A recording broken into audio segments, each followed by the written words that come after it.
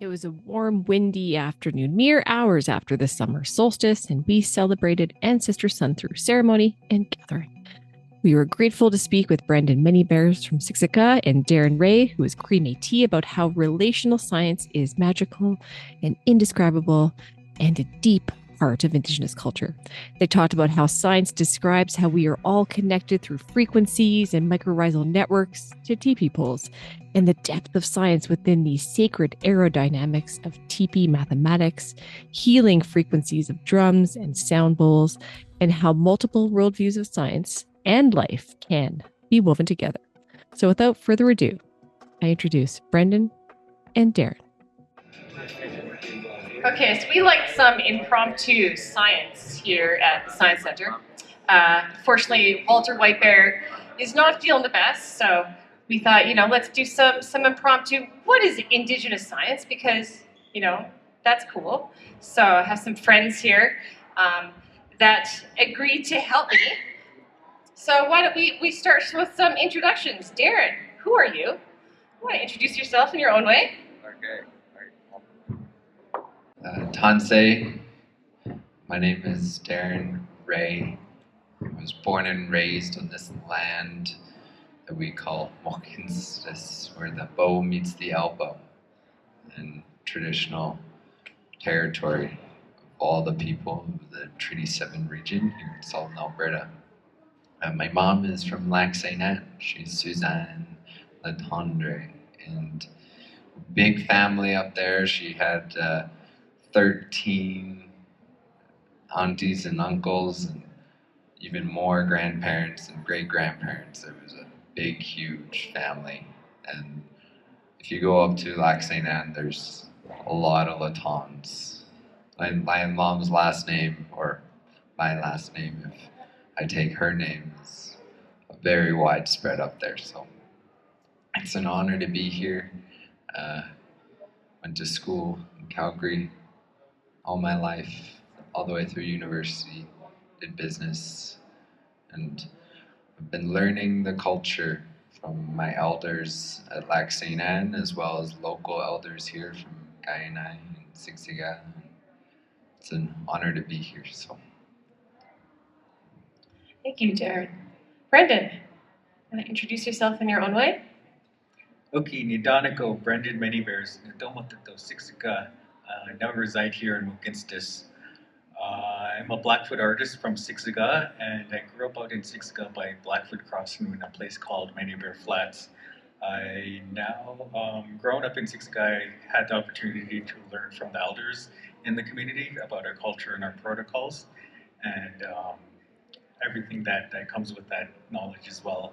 And so now I work with Indigenous team, and we're able to merge that knowledge with the Western scientific knowledge and put it together and teach the students about Indigenous knowledge and mix it with the Western scientific knowledge, so the students are walking both paths of the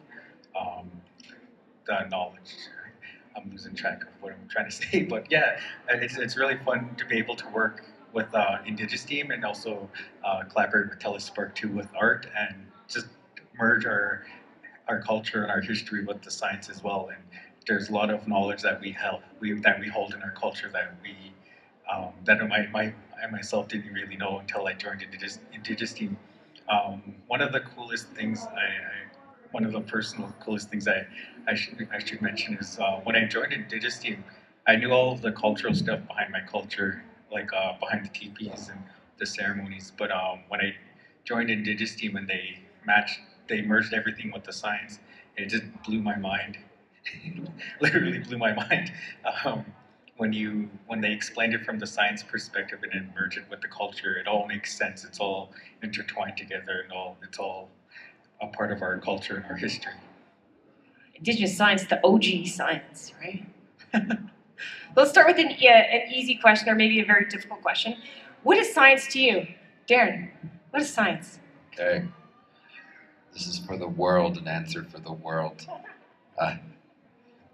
Science is reality, and it's our observations of the nature of reality. And true science or accurate science is an accurate description of reality. And my personal perspective of what reality is it's beyond human comprehension to fully understand the true nature of reality, as reality is much more magical or indescribable than traditional science in the Western colonial mindset might traditionally describe it as. So science in the Indigenous way is more of a mystery, where it's a great, unfathomable nature that is profound and beautiful and created to perfection by Creator. So that was a good answer. I like, there's the humility in that too, of not, humans not being able to and accepting not knowing everything. We can't know everything. And there's, often within Western or global science, there is that ego of I have to, I can't, I have the rights to know everything, versus Indigenous science. That humility is really important. So I think that's a really good perspective. Brendan, what is science to you? Science for me is, it's a part of our culture, and it's part of who we are, and we practice that in our ways as well, in our traditional ways. There's a lot of science in our ways, especially when we go into ceremonies. A lot of stuff that the elders teach us that's also connected to the science, but they tell it in a more spiritual manner. And the way that's reflected in the science is that the science kind of proves everything that they're saying, whereas the elders have more humility towards it, and they use it as a lesson to guide us, whereas science uses it as a lesson to learn more. And I guess they both go hand in hand together in that way, where we're both, I guess both cultures were trying to figure out what's happening and learn from the things that we don't know. Absolutely, thank you. So, with that, is there, as all of us are learning the depth of science within Indigenous knowledges. Is there a moment in some of your teachings that you've learned from elders or from the land or from community where you're like, wow, that's science, or I've known this for so long, and then there's some teaching or realization that you're like, wow, I didn't realize that was science. It's so profound and deep. Is there a moment for you that either of you would like to talk about? Sure. I'll take it away first. The teaching that I've heard a few times from some elders, not just in local elders, but I've spent some time on the West Coast, and it's that we're all one, or all is one, and everything is connected. And at first it might seem like an abstract spiritual kind of sentiment, but when you look at the mycelium network connecting the whole world and the forests, and how everything can communicate in ways that we don't yet fully understand, and then how our brains, the neurons in our brains, are all communicating. If you look out at the stars and the deep space image of what the stars look like, it looks a lot like neurons in a brain, and just all of that is quite amazing, because the science kind of illustrates and brings to light things that were previously just kind of spiritual, or called spiritual kind of thoughts. So thank you. That connects with what you were telling me about the drum. Do you want to talk about the drum? Okay. Well, I brought this drum. I bring this drum everywhere. When my friend says, she says, when in doubt, bring the drum. So we got a drum here. I made this drum, and the teaching goes for this circle. This is a Cree circle, or the Cree people, who are my ancestors on my mom's side. They'd say this is the circle of community, And it holds every thread that holds together the circle of community is another person, another plant, another living being in this circle of community, because our community is not just our fellow humans, it's also all of nature. And that's what keeps the circle strong. If the trees went away, we would lose half the circle, and there would be no circle. It wouldn't be a strong circle. If the water went away, we would lose the circle. If the birds, everything, the humans maybe are just one thread on this circle. If we went away, maybe the plants would fill it in and it would be even stronger. But this circle is held together by every part, and the whole complete circle is what makes the tree of life strong. It's what gives it its foundation. It's what gives its life to its branches up here and life to the roots. So it's every single one of us that keeps this circle strong. So we have a responsibility to the circle of life. Yeah, all is one. I like that. Thank you. Cool thing about mycelium and how, like you were saying, the circle connects all of us. We are all is one. With the mycelium networks, I heard recently from many people I've heard from, the mycelium networks. Do you know that if they can tell, they transmit messages between different trees and warn them if there's fire, or warn them if there's, you're like, yeah, of course I knew that. I didn't know this. If there's a fire coming, they'll send networks like, okay, pull all the water into your trunk. Or if there's a drought, then to try to take all the water. So cool. It's amazing. You're like, yeah, I know, that's old news. One thing to add to that, did you know trees can get fevers? Yeah, so I learned, one of the professors I worked with, his name is Peter Dawson from the University of Calgary. He was telling me how they would go up north and they would keep track of trees. And so what they would do is they would put an infrared camera on one of their drones and fly it up.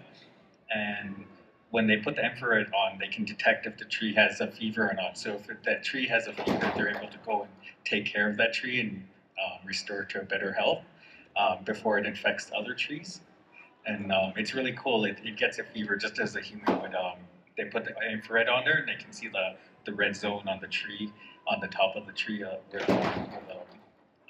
can't remember what it's called, but it's at the very top of the tree. Yeah. It gets a fever, and then they're able to go there. And it's a really cool process how they go there and then they treat it, and then they heal it back to normal. Oh, tree fevers! I learned something. Thanks, Brendan.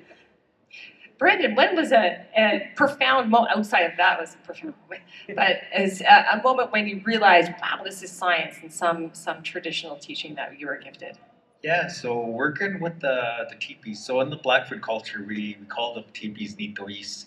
So the Nitois, when I was raised out in Siksika, I learned how to set them up with my community members and learned all the protocols and the ceremonies behind the Nitois.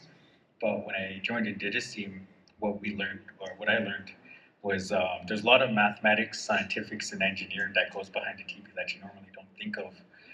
For example, the way the Blackfoot set up their Nitois is different from each nation. And each nation set up their tipis differently depending on their landscape, where they're from. So the geography changes how the tipi is set up depending on where you're from and where you're located. So for instance, on the prairies, it gets really windy, so we have to, the Blackfoots have to reinforce the tipis. They have to make sure their tipis are nice and strong to withstand the strong winds of the prairies. So in order to do that, we have to build our tipis with 4 poles. Those are the 4 foundation poles. And then the way we structure the poles after that is we stack them on top of each other. And so they support each other. And then the last pole that goes on, it's called the backbone. So that locks all of the poles into place and it keeps them locked and resilient against the wind. Another thing too is the conical shape of the tipi too. So if, an example would be for if you have a flat-faced tent and it gets windy, what happens is the wind is going to want to push on that flat surface until eventually the wind picks up and gets stronger. It's eventually going to knock down that flat surface. Whereas for a tipi, because of the conical shape, the wind wraps around it rather than trying to push it over. It wraps around the teepee instead. And the smoke flaps, they act like sails, so they direct the wind of you can change the direction of the wind of the inside of the teepee by directing the smoke flaps on the outside.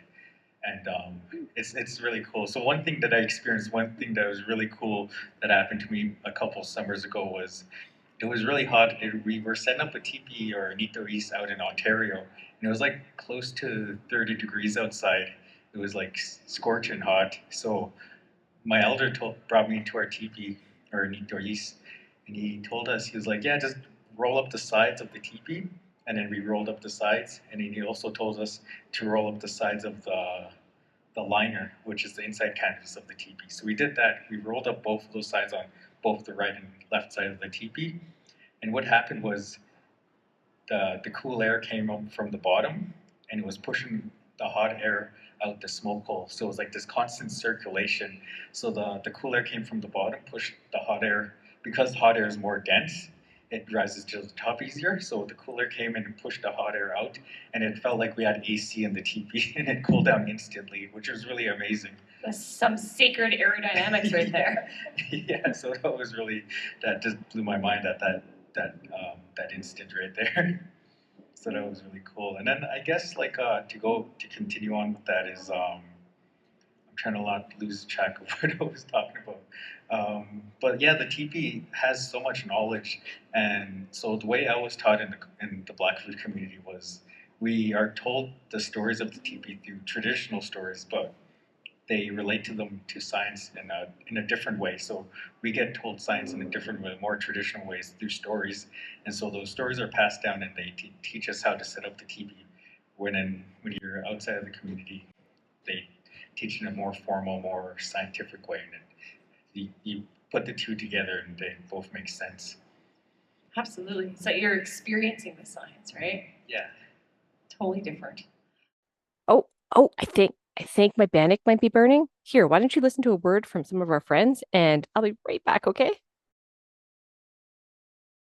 What guanawaradu sewa guego? Greetings, love, and respect from the Aunties Dandelion podcast, where we invite you to come visit with powerful Indigenous changemakers who are revitalizing communities through stories of the natural world, Indigenous languages, and the relationships we all hold with each other. We cover everything from Indigenous astronomy to media creation from an Indigenous perspective, land and language reclamation, music, and don't miss our Aunties Emergent series, where amazing young influencers shared their inspired perspectives. We're in a time of great uncertainty and great possibility right now, and it's the Auntie's job to bring ancestral wisdom into the modern day so we can all move forward into the future with our identity and well-being protected.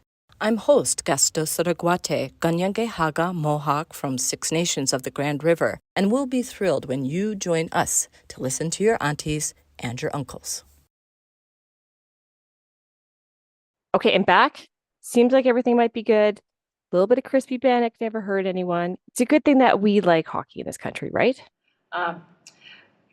Darren, you do some cool stuff with sound baths. That's a lot of science and connection. And do you want to talk? I'm putting you on the spot.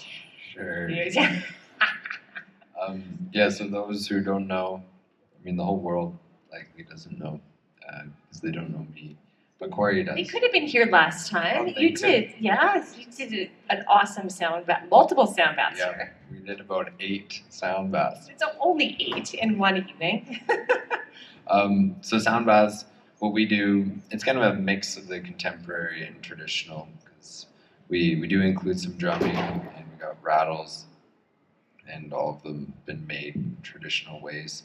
But then we've got these bowls that are cast quartz bowls, so it's called solid quartz, and they create a very clean, strong frequency that if we had one on the stage right here, it would fill the whole room, everyone would be able to hear it. And the science that it's kind of like a brain science almost, or physiology. When you're exposed to something, a rhythm, like a drum if you're in a room full of drumming, your body kind of syncs itself to the drum. Your heartbeat might slow down. You'll become more one with the drum. And same with these bowls. They'll fill your body. The water molecules in your body start to resonate and vibrate at the frequency of these bowls. And each bowl is attuned to a healing frequency, you could say. I think this is all kind of cutting edge science because not a whole lot of people have done a whole lot of research on this. But what I've learned and what I've anecdotal evidence is people come out of it feeling very peaceful, very relaxed.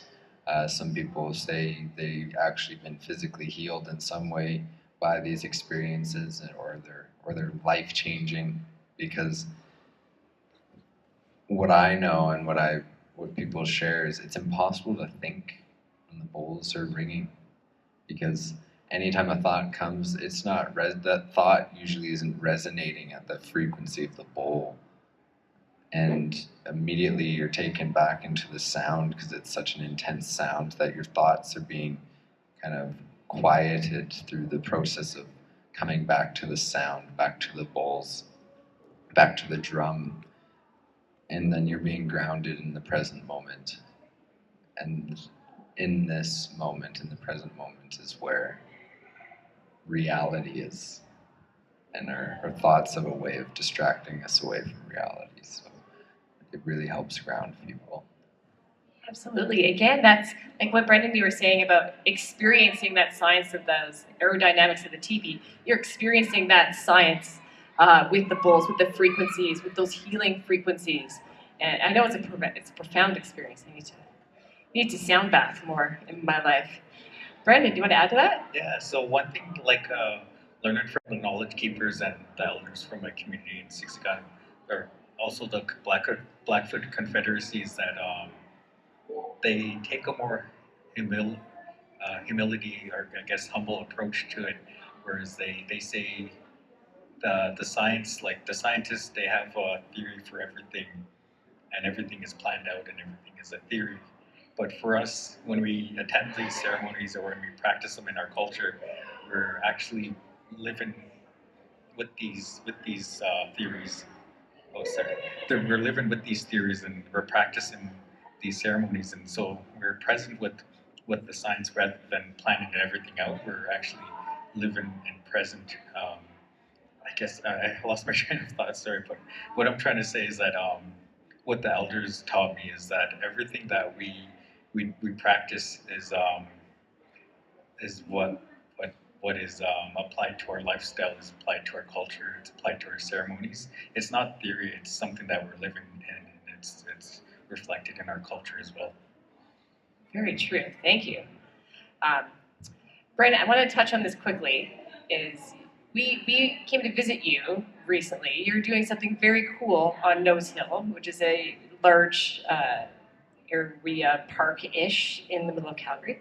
Do you want to talk quickly about what cool stuff you were doing up at Nose Hill? Yeah. So what happened at Nose Hill? I forgot the Blackfoot word for Nose Hill. I can't remember it. Sorry, but Nose Hill was once ceremonial grounds amongst the Blackfoot people. So what we would do there is, in the warmer months, like now, and until it gets cold, we would go up on that hill and we would have ceremonies. So we wouldn't camp out there for long. We would be there for a short amount of time, and then before we moved into the mountains to have more ceremonies in the Banff area, or what is now the Banff area. But that mountain was that hill was very significant for us because we had ceremonies. We also had sky burials there too. So what this signified was it's a really sacred area for us because we had those ceremonies there. We left a lot of ceremonial stuff too. So when I was there, we were excavating a Nitois ring, which is a teepee ring. What this teepee ring was is it was on a trail on the bike path. So when Calgary was first making the bike path, they intentionally made the bike path go around the Nitois circle, but because human nature and people wanted to cut have a shortcut. They cut through that bike path and went straight. And so over time, over the last 15 or 20 years, they eroded the ground above, and it eventually started to show more of the Nito East Ring. And because the ground was eroding, the city of Calgary was afraid that the rocks themselves may be disturbed. So before that happened, they called the team at UFC and the archaeologists to come and excavate the Nito East and preserve the ring itself, so that way we can display it and have it displayed for future generations to learn about the culture and the history that was there amongst with the Blackfoot people, the Nitsudapi. And so when I was there, when Corey came, we were excavating the Nito East Ring, and then we're also excavating all our little smaller sites in the area too. What I believe it was a camp. You can tell that the camp there was a Tipi or a Nito East Ring. So to put it in perspective, I guess the Nito East Ring. So if you ever see a stone circle, which was a Tipi ring, that I believe that predates European contact. So if it's the stone rings, we were using the stones to hold down the teepees.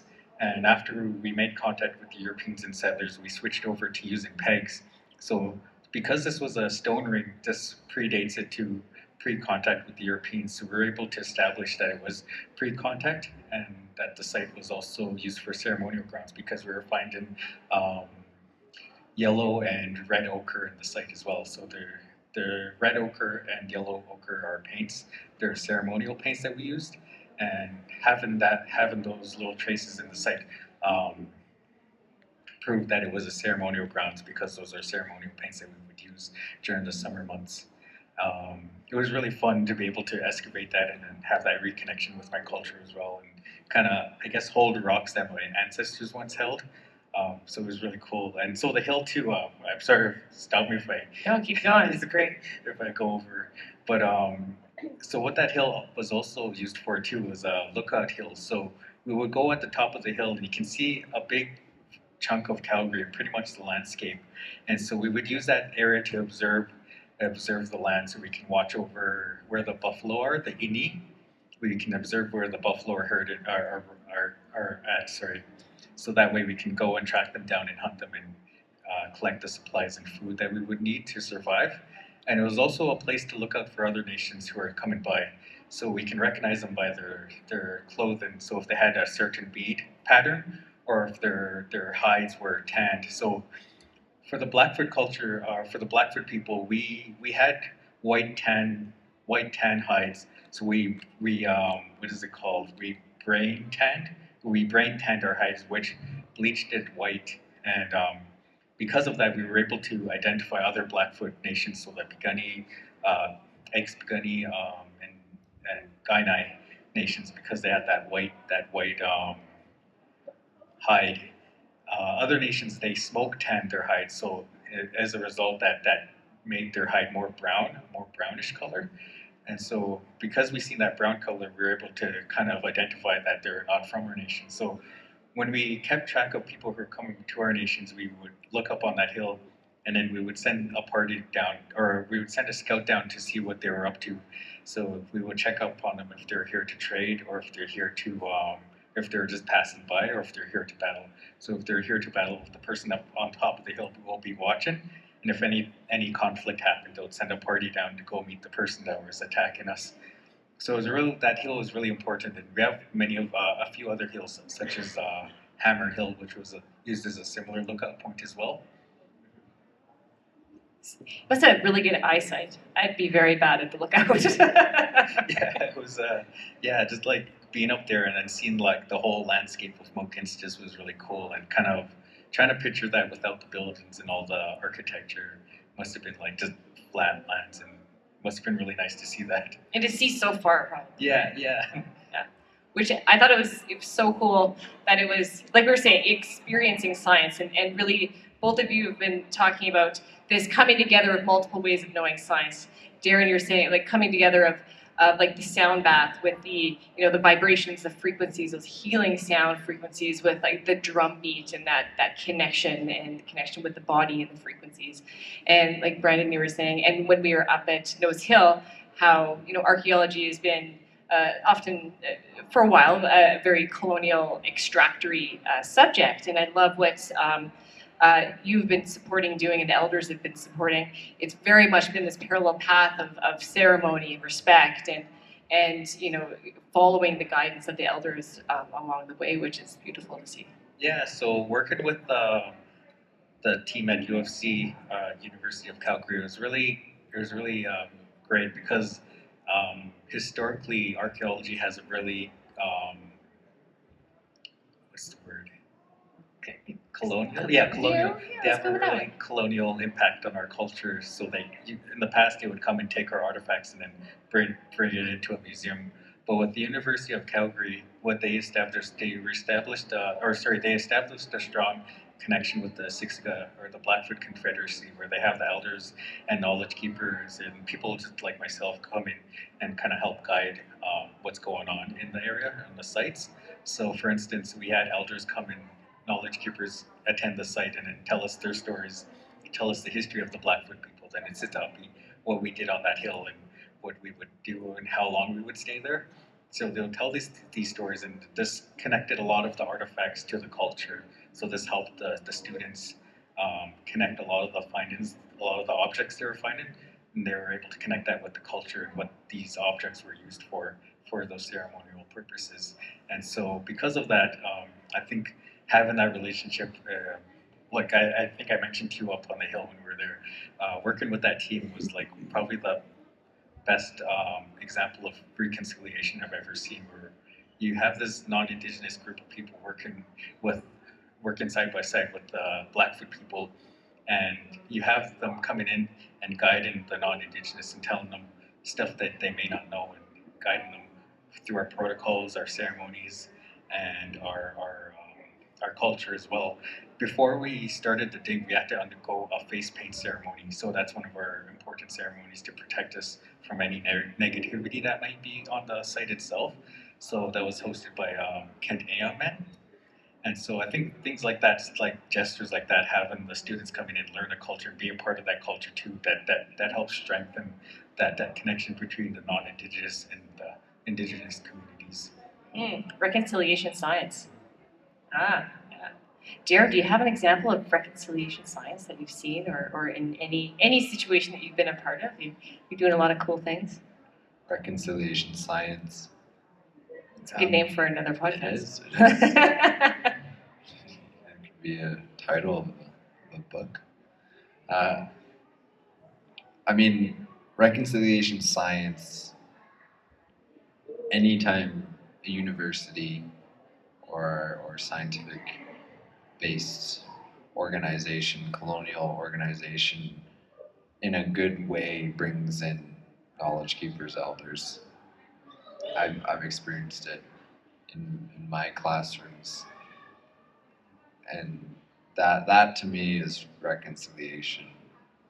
And in the not so science realm, more so the art realm, when organizations, and as I've been exposed to, and what makes me feel, what feels like such an honor to be a part of a journey, when say a church, and this is a personal experience I have of just 2 weeks ago, I presented a painting, or unveiled a painting for Hope Lutheran Church, because they've been on a path of reconciliation.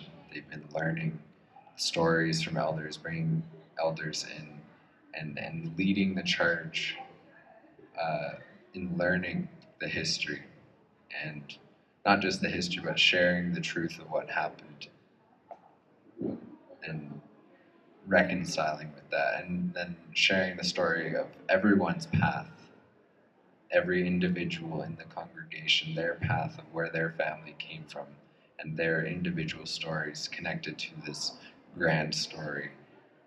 And that to me is reconciliation. And then this painting, we had a sharing circle where everyone shared what's something you want to see in this painting.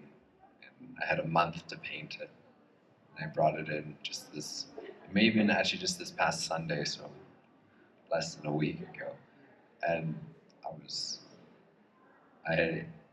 remember presenting it, and there were some other families there, other from Siksika, and they were dancing and drumming, and then I presented this painting, and everyone there, you could feel it, because the painting illustrated the uncolonized world, where the plants, the animals, the buffalo, and everything's untouched.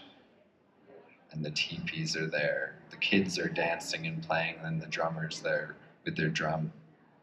And then there's the river, which I was imagining as the Bow River. The other side there's a road, and there's a church. And it was hard to paint the church in a good light in this painting. But I painted the doors open, symbolizing an open heart. They're open to learning the truth. And at the end of this long road, there's a rainbow. And that'd be like the mark of like, this is a long road of learning the truth and reconciliation. But in the end, it's beautiful. And there's going to be peace at the end of this long road. So, and then that to me was reconciliation in a sense, because I'm getting the honor of giving this gift, and they in turn give gifts in exchange. And I said, give gifts to everyone present. And that's really what it's about, the gifting of what we have to offer. And I have a good friend, Ann Harding, in that church, and she's the one that made it all happen. And I told her, I was like, this is reconciliation, where you're doing something. No, we're just not just talking about it, we're doing something. So Thank you. So this is reconciliation science. This is, really bringing together these different ways of knowing, being, and doing. And so I thank you for spending time with us today. Thank you for your teachings and gifting us your wisdom and sharing how do we all bring together different ways of doing science. So hi, thank you. Thank you. In Blackfoot, we say, that means I'm grateful. So thank you, Corey. Grateful. Hi. great honor for it. Thank you. And by world, and everyone here.